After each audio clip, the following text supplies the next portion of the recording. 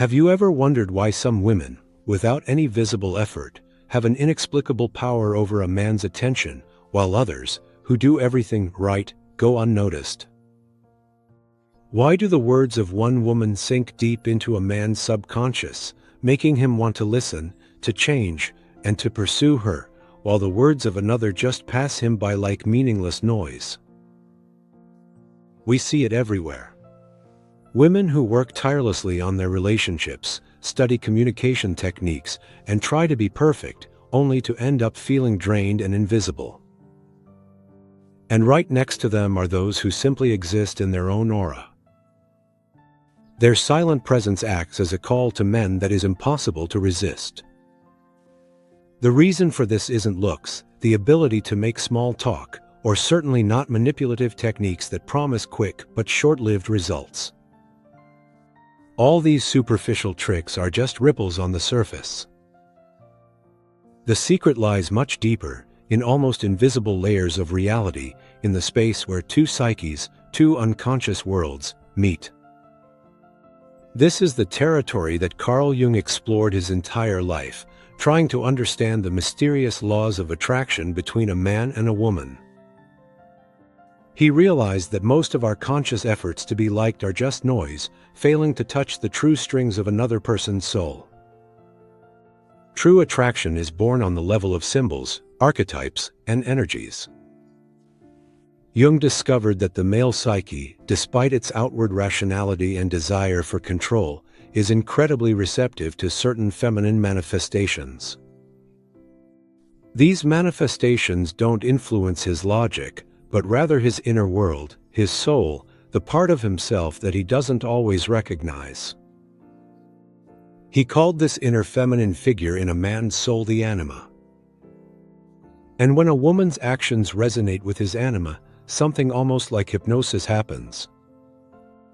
A man doesn't just see the woman, he begins to feel her. He doesn't just listen to her, he absorbs her presence. His rational mind turns off, and a deep, almost mystical attraction turns on. This isn't the kind of hypnosis that takes away his will, but one that awakens his soul. These actions have nothing to do with playing games. They are the result of a woman's deep inner work on herself, her journey toward her own wholeness. This is not a mask that can be put on, but a state of being that cannot be faked. When a woman does these things, she's not trying to control a man. She's mastering her own energy. And the male psyche, like a compass, respectfully points toward this source of authentic power.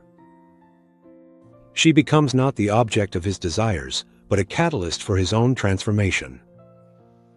Today, we will talk about 6 such acts, 6 manifestations of a woman's essence that affect a man like a quiet but all-encompassing magic. This isn't a set of instructions, but an invitation to a profound transformation, an invitation to stop fighting for attention and to become a woman whose very presence is, in itself, the ultimate value. Are you ready to find out how?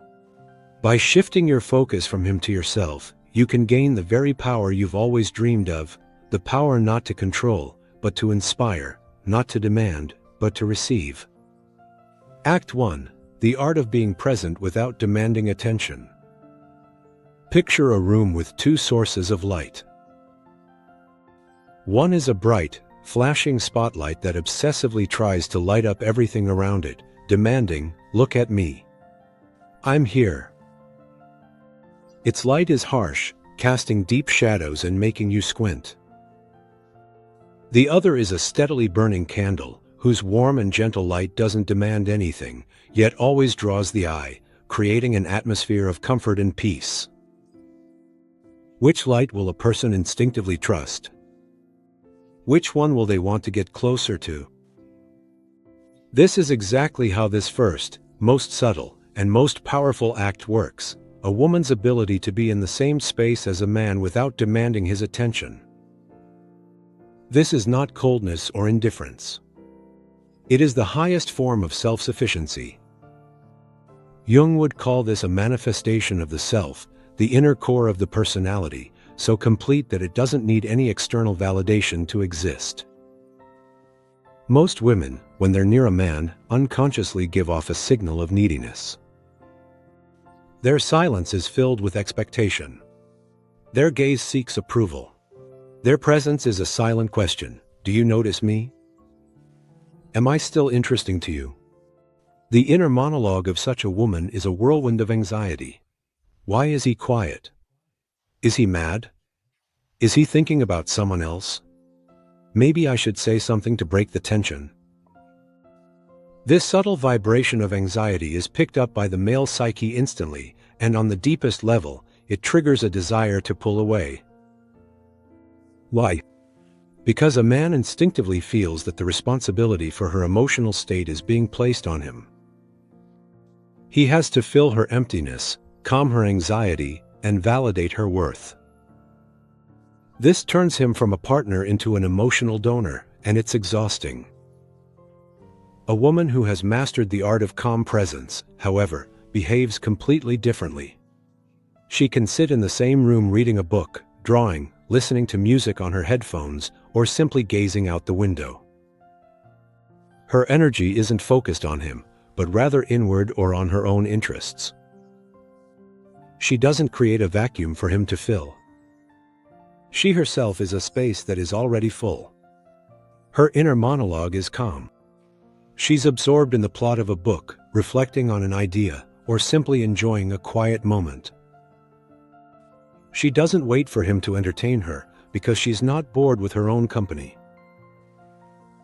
Jung wrote that the persona, or social mask, often forces us to play the role of the needy person, or on the other hand, the overtly independent one.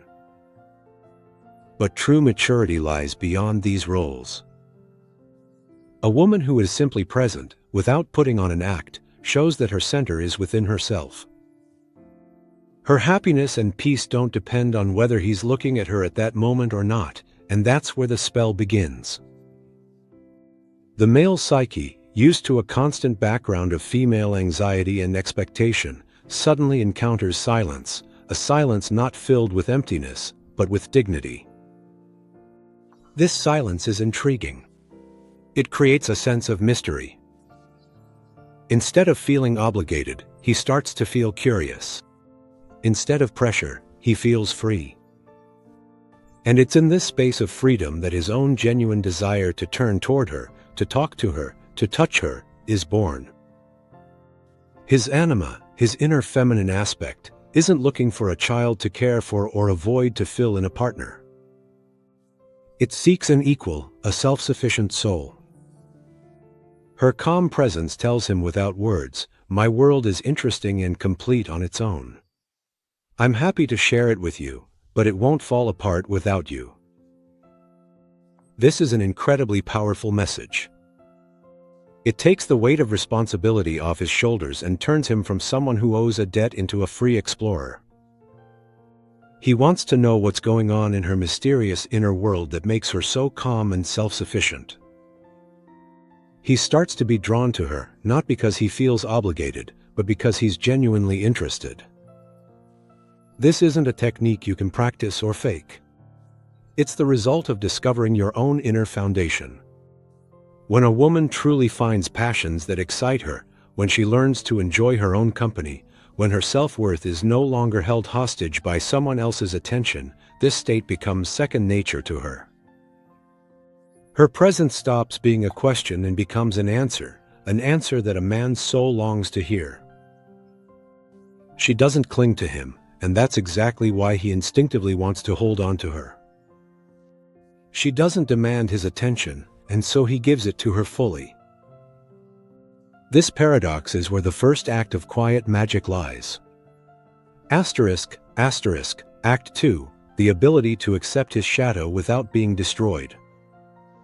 Asterisk, asterisk. Inside every man, as Jung taught, there lives not only a hero, a knight, and a protector, but also his shadow. His shadow is where he stores everything he suppresses, his fears, his insecurities, his anger, his weaknesses, and his irrational impulses. Most people are afraid of their shadow and spend an enormous amount of energy trying to keep it from breaking free. A man is especially afraid to reveal his shadow to a woman because it's essentially showing his vulnerability. He fears being judged, rejected, or even worse, that this weakness will be used against him.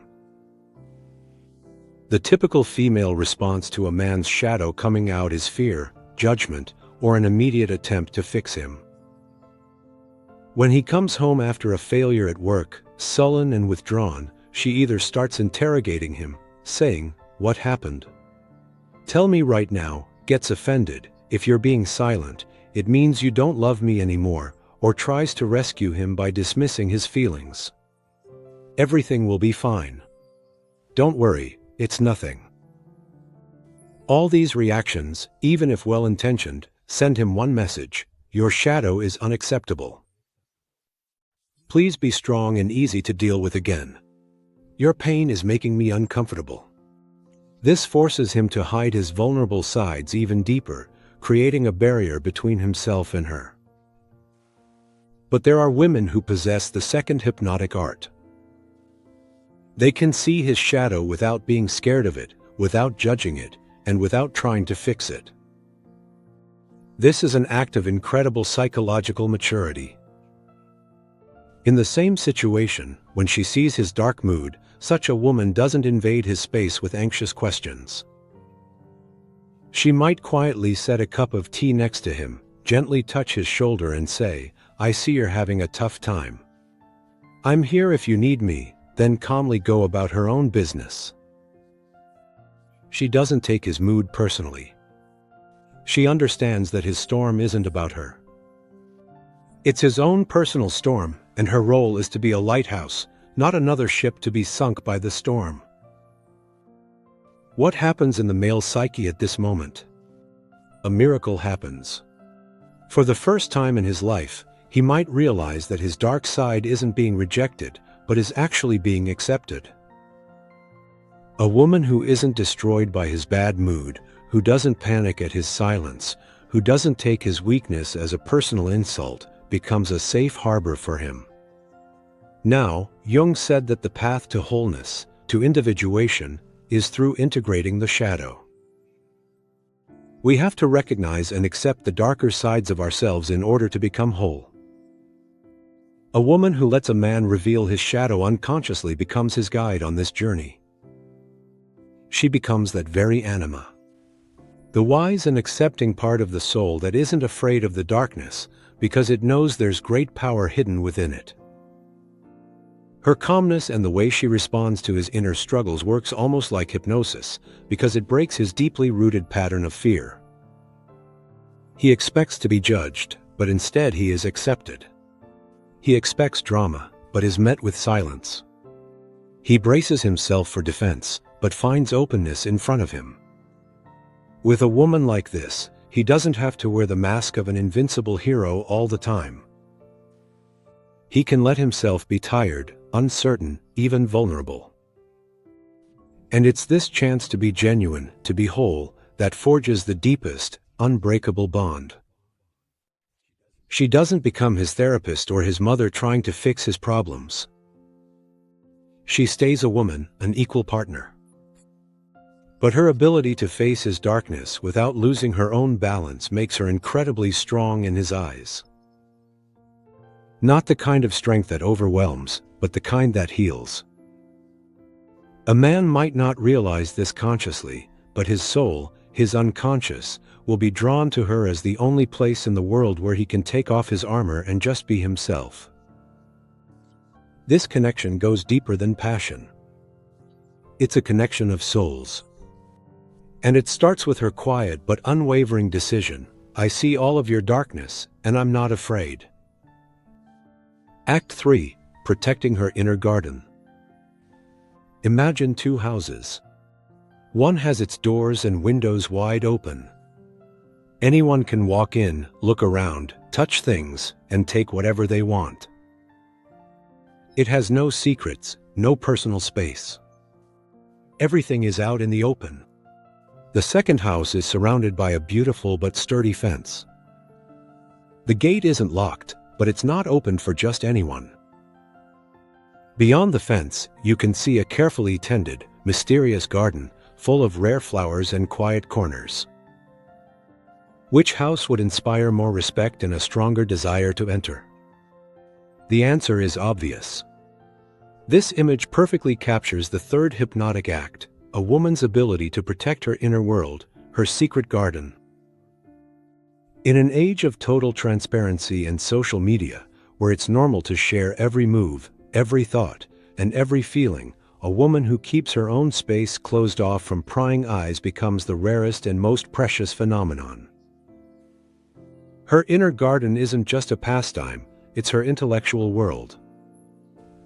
The books that shape her worldview, the movies that make her cry and reflect, the ideas she explores just for herself. It's her spiritual practices, whether that's meditation, prayer, or simply writing in her journal. It's her most private thoughts and dreams, which she quietly nurtures before ever sharing them with the world. It's her conversations with close friends, the contents of which remain a sacred secret within their circle. When a woman doesn't rush to tell a man everything about herself on the first date, when she doesn't give a play-by-play of her every move, when she has her own life to which he's only partly invited, this isn't about playing hard to get or being mysterious. It's a sign of self-respect. You could say it's a healthy boundary between the persona, the face we show the world, and the true self, who we really are. A woman who blends her inner world completely with the outer one, who makes every experience public, loses her depth. She becomes one-dimensional, predictable, like an open book. The very existence of such an inner garden has an irresistible effect on the male psyche. Once again, it appeals to his anima, to that part of his soul that longs for mystery, depth, and discovery. A man, by nature, is an explorer, a seeker. When he senses that a woman has her own world, one that he can't fully access, it awakens a healthy instinct in him. He doesn't want to conquer her, but rather to earn the privilege of being allowed into this garden. Her reserve, her ability to change the subject at the right moment, her calm refusal to talk about certain things, like saying, "That's a bit too personal. Let's change the subject," doesn't push him away. On the contrary, they make her even more valuable in his eyes. He realizes that he's not dealing with an open book, but with a precious manuscript that needs to be studied carefully and respectfully. Her personal space isn't a wall, but rather an invitation to a deeper and more meaningful connection. The hypnotic effect comes from the fact that she doesn't create this sense of mystery on purpose. She truly lives a rich inner life. She finds herself interesting. She is her own main conversational partner.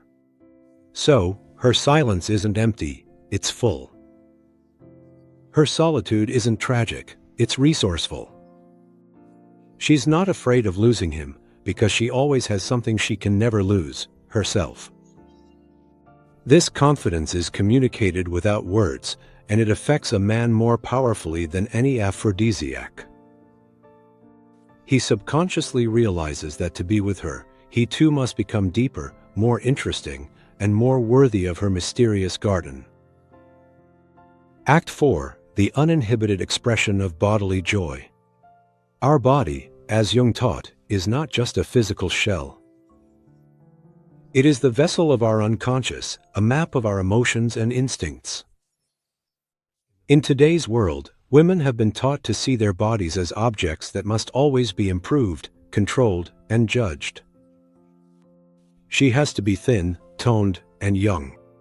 This race for an ideal separates her from the most important thing, the natural, spontaneous joy of being in her own body. The fourth act that has a hypnotic effect on a man is a woman's ability to experience and uninhibitedly express bodily joy that isn't tied to sexuality or being judged.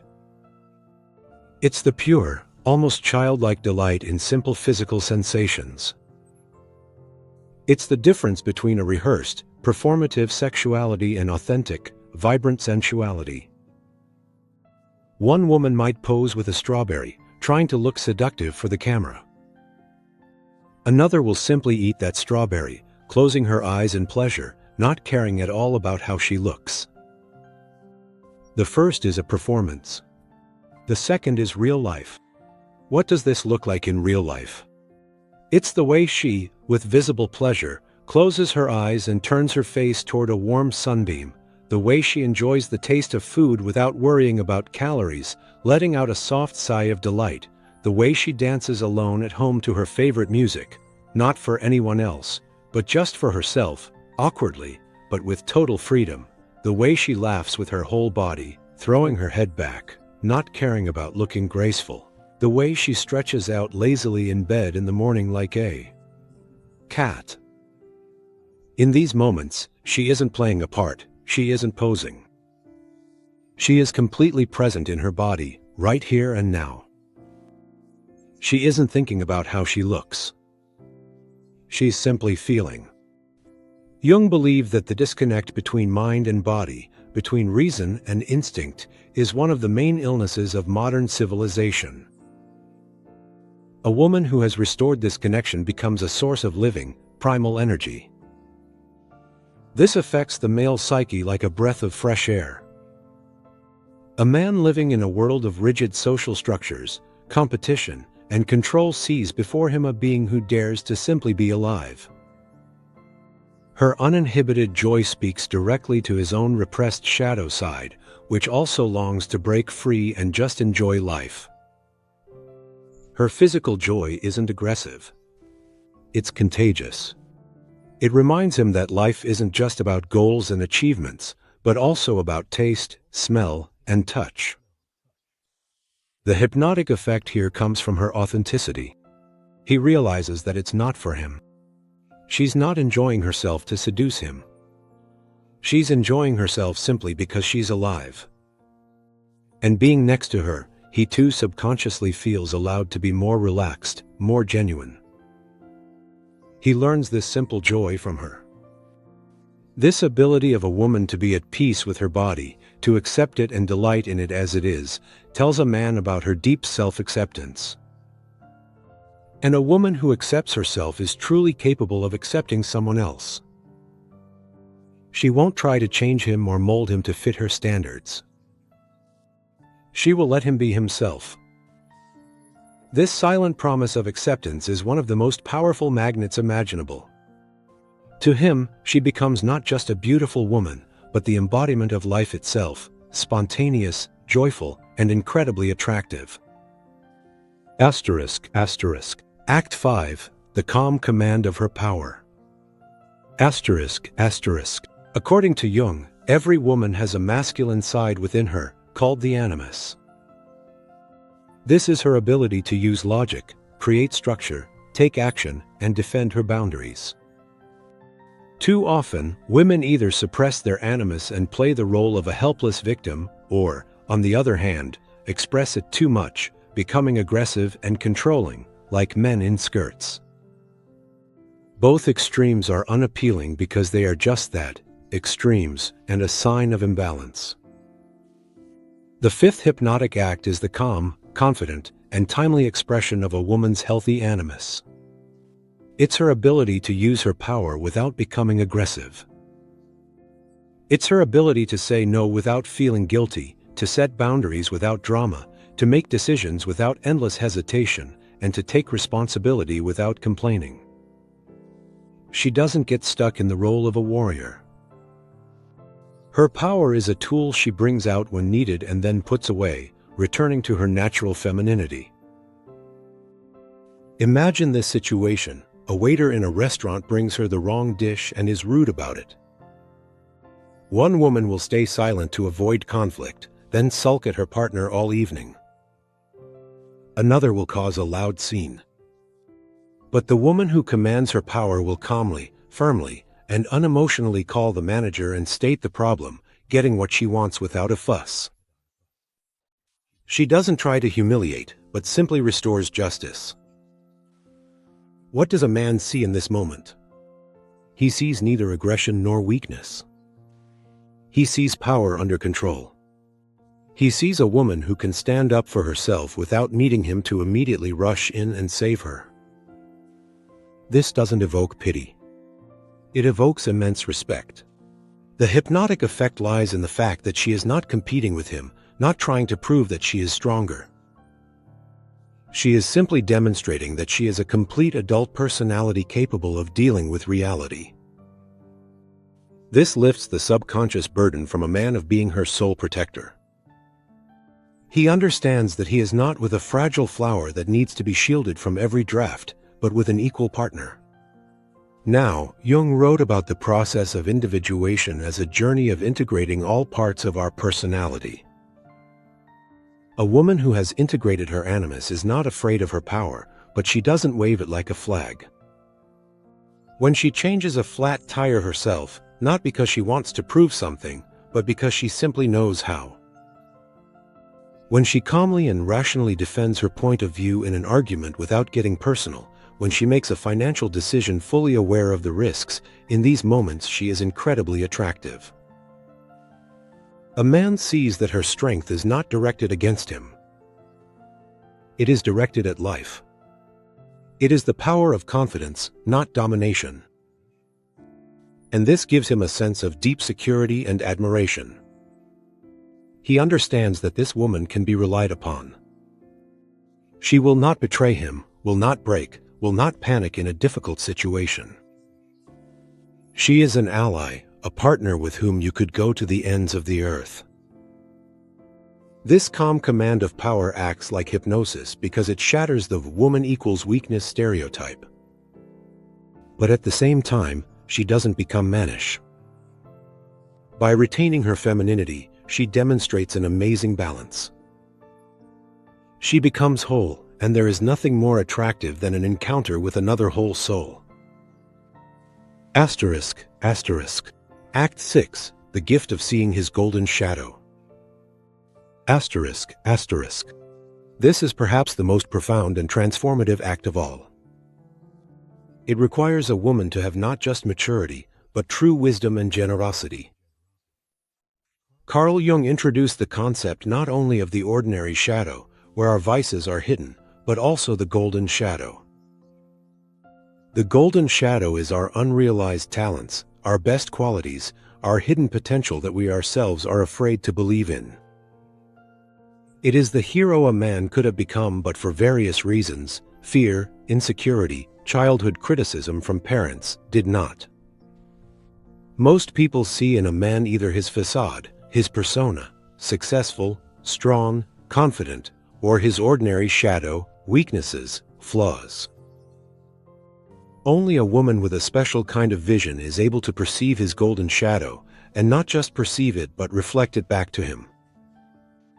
The sixth hypnotic act is the ability of a woman to see in a man not who he is now, but who he could become at his highest potential, and to believe in this potential more strongly than he does himself.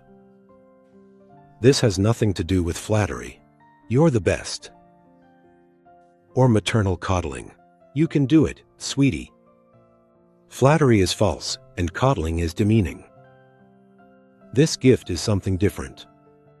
For example, he timidly shares a startup idea with her, one he himself thinks is foolish.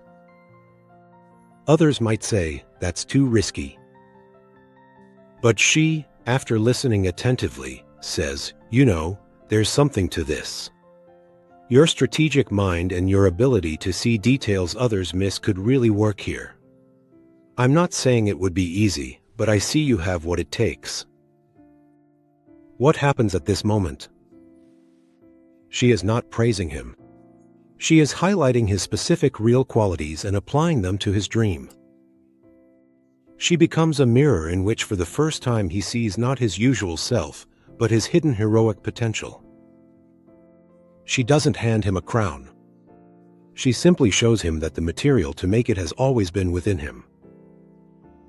This acts as the most powerful hypnosis because it answers the main unspoken question of any person's soul: am I good enough? Is there something great in me? Her belief becomes his anchor. She doesn't push him toward a goal or demand he become someone. She simply believes, and this belief gives him strength he never knew he had. Jung said that the anima, in its highest form, is a man's guide to his own soul, to his self. A woman who sees his golden shadow becomes exactly that figure for him, his Beatrice, his muse. She doesn't try to change him. She helps him become himself. With a woman like this, a man begins to grow. He accomplishes things he never dared do before. He discovers talents he thought were buried. He becomes the best version of himself, not because she forces him, but because her faith in him doesn't allow him to be anything less. This bond becomes absolutely unbreakable. He may admire the beauty of other women, but he will never leave the one who saw the light of his soul. She becomes a co-author of his destiny, and this is the deepest hypnosis possible. Conclusion: the 6 acts we've discussed today are not a set of tricks or a manual for seduction. They are steps on the path to one's own wholeness. They are the manifestations of a woman who has stopped seeking validation outside of herself and has found it within. The art of being near without demanding attention is born from self-sufficiency. The ability to accept his shadow comes from her own strength. The skill of protecting her inner garden arises from self-respect. The uninhibited joy of the body flows from deep self-acceptance. The calm command of power comes from inner balance. And the gift of seeing his golden shadow stems from true generosity and wisdom. As Carl Jung said, one does not become enlightened by imagining figures of light, but by making the darkness conscious. Each of these acts is a step toward making conscious and integrating her own shadow, her animus, herself. And when a woman embarks on this path, a metamorphosis occurs. She ceases to be an object waiting to be chosen. She becomes a subject, a source, the center of her own universe. Like a tree, she first grows deep roots into the soil of self-knowledge, then develops a strong trunk of inner support, and only then spreads her branches to interact with the world. It is this state of being that acts on the male psyche like hypnosis. A man instinctively, at a soul level, is drawn to wholeness, to light, to authenticity. A woman who radiates this state becomes, for him, not just a desirable partner, but an answer to his deep inner quest. Her presence begins to heal, inspire, and guide him. Stop thinking about what to do to attract him. Start thinking about who to become so that your very existence becomes a magnet. Don't chase after love, become it. Don't demand respect, radiate dignity. Don't ask for attention, become so interesting to yourself that others can't help but notice. The path to this transformation is not a sprint, but a marathon. But every step on this path, each of the 6 acts you begin to practice, will change not only you, but the reality around you. You will notice how men's gazes change, how relationships begin to form differently, how those who are not ready for your depth leave your life and those who deserve it are drawn to you. For a woman's greatest power is not in her ability to control a man, but in her ability to become the kind of woman next to whom a man himself will want to become a king. Your wholeness is your crown. Wear it with dignity, and then the whole world will unconsciously bow its head before you.